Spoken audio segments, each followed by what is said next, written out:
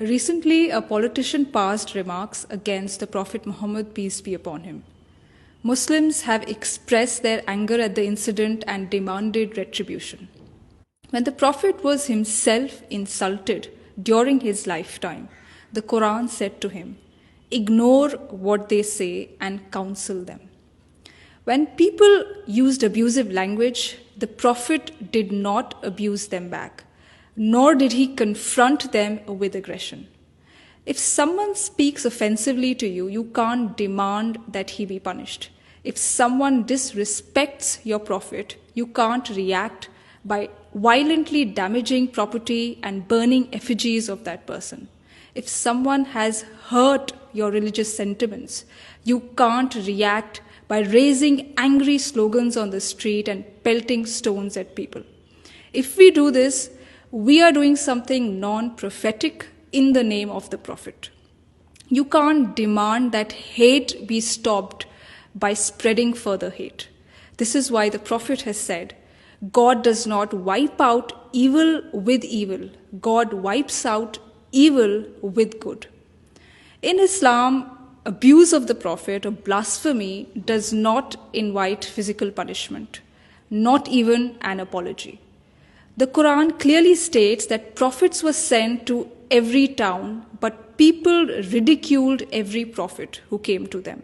But nowhere does the Quran prescribe punishment against such verbal attacks. This is because people have the freedom to say whatever they want to say. God has not given anyone the right to place curbs on this freedom. If someone has issued a statement against the Prophet, you too can issue a statement in response to answer the objections raised.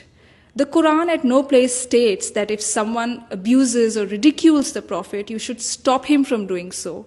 And if he does not stop, you should demand that he be arrested or beheaded.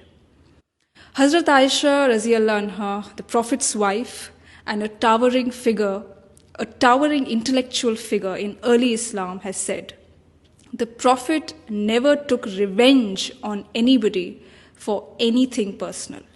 When people hurled accusations at the Prophet, he did not make angry speeches against them. Rather, he remained patient at their behavior."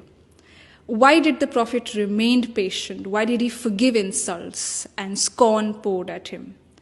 Because the concern of the Prophet was to help people live on a higher spiritual plane. Now, if the Prophet started taking revenge and dragging people into bitter disputes, there would be no peace and no positive work. So to help people discover God and attain spiritual enlightenment, the Prophet did everything possible to prevent society from becoming a jungle of hate and violence.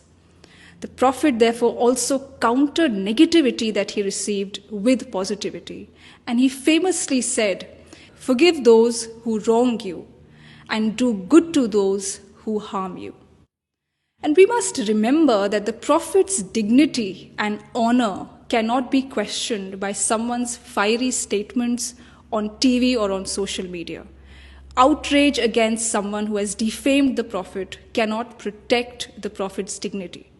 The Prophet raised his dignity and honor himself during his lifetime with God's help. And that's a historical fact.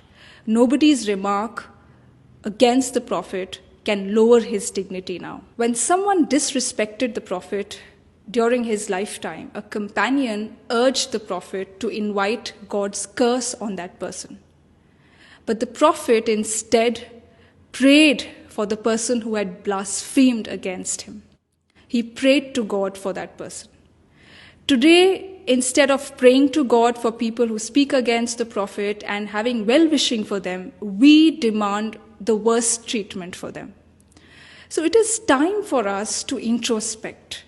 Is the Prophet's honor and legacy protected by pouring our outrage on social media and on the streets, or by following his teachings in our own life? The Prophet has taught us that there is higher dignity in rising above defamatory comments and defamatory statements. The Prophet never lowered his dignity by raising his voice and stirring up a storm against such defamatory and insulting remarks passed at him.